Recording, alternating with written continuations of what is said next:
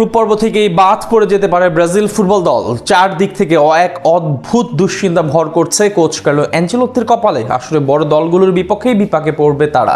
প্রথম ম্যাচে মরক্কোর বিপক্ষে ঘটতে পারে বড় কোনো অঘটন। বিশ্বকাপের ব্রাজিল দলের সেই দুশ্চিন্তা এবং কেন গ্রুপ পর্বে অঘটনের শিকার হতে পারে সেলেসাওরা, সে কথাই জানবো।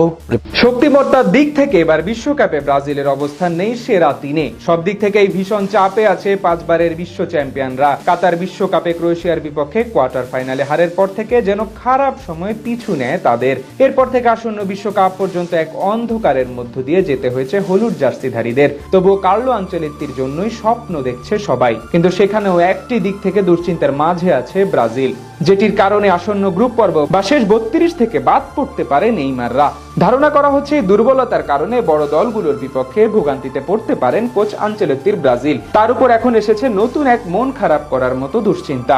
ধারণা করা হচ্ছে ব্রাজিল ফুটবল বিশ্বকাপের ইতিহাসে সবচেয়ে বাজে টিম এটি। তবে টুর্নামেন্টের আগে দুটি প্রস্তুতি ম্যাচে অবশ্য কিছুটা আশা দেখিয়েছে ভিনিসিয়াস জুনিয়র, রাফিনিয়ারা। পানামার বিপক্ষে 6 গোল এবং আফ্রিকার দেশ মিশরের সাথে করেছে জোড়া গোল। তবুও ব্রাজিলের দুর্বলতা এবং চিন্তা আছে একদিক থেকে, তা হলো ডিফেন্ডিং পজিশন। পুরো বিশ্বকাপে এদিক থেকে ভীষণ চাপে থাকবে কার্লো আনচেলত্তির ব্রাজিল। মিশরের সাথে ম্যাচে জয় পেলেও দলের রাইট ব্যাক পজিশনের জন্য সেরা চয়েস ওয়েজলি ফ্রাঙ্কাকুচকি চোট পান এই ম্যাচে।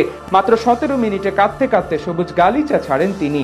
শেষ পর্যন্ত ওয়েজলির আশঙ্কা সত্যি হয়। রিপোর্ট অনুযায়ী তাকে বাদ দিয়ে স্কোয়াডে পরিবর্তন আনতে হয় কার্লো আনচেলত্তিকে। তার বদলে নেওয়া হয় মিডফিল্ডার এডারসনকে। তবে রাইট ব্যাক পজিশনের জন্য ওয়েজলির বাদ পড়া বলা চলে বেশ বড় সড় ধাক্কা ব্রাজিলের জন্য।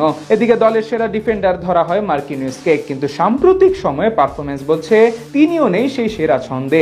মিশরের সাথে ম্যাচে তার শিশুসুলভ ভুলের কারণে গোল হজম করতে হয় ব্রাজিলকে। এছাড়া চ্যাম্পিয়ন্স লিগের ফাইনালও দেখা যায় তার ভুলের কারণে প্রথমে পিছিয়ে পড়ে পিএসজি। অন্যদিকে ব্যাকআপ রাইট ব্যাক হিসেবে দলে থাকা দানিলো খুব বেশি বড় নাম নন, তাকেও দেখা যায় মাঝে মধ্যে সিলি মিস্টেক করতে। এই মুহূর্তে ব্রাজিলের রক্ষণে একমাত্র আস্থার নাম গ্যাব্রিয়েল ম্যাগালায়েস, কিন্তু তার মাঝেও আছে ইনজুরির ঝুঁকি। সব মিলিয়ে সেলেসাওদের ডিফেন্স লাইনে এক হযবরল অবস্থা। ঠিক সেই কারণে আসলে বড় বিপদে পড়তে হতে পারে পাঁচবারের বিশ্ব চ্যাম্পিয়নদের। প্রস্তুতি ম্যাচের দ্বিতীয়ার্ধে মিশরের সাথে ম্যাচেই দেখা গেছে বেশ কিছু ভুল করতে ব্রাজিলকে। এগুলো বড় টিমের সাথে করলে বিপদে পড়তে হবে, খুব স্বাভাবিক। টুর্নামেন্টে নিজেদের উদ্বোধনী ম্যাচে তাদের সাথে মাঠে নামতে হবে আফ্রিকার শক্তিশালী দল মরক্কোর বিপক্ষে, যারা কিনা সম্প্রতি দারুণ উন্নতি করেছে ফুটবলে। তাই স্বাভাবিকভাবে সেই ম্যাচে এমন ডিফেন্স দিলে ব্রাজিলকে এক প্রকার বিপাকে পড়তে হবে।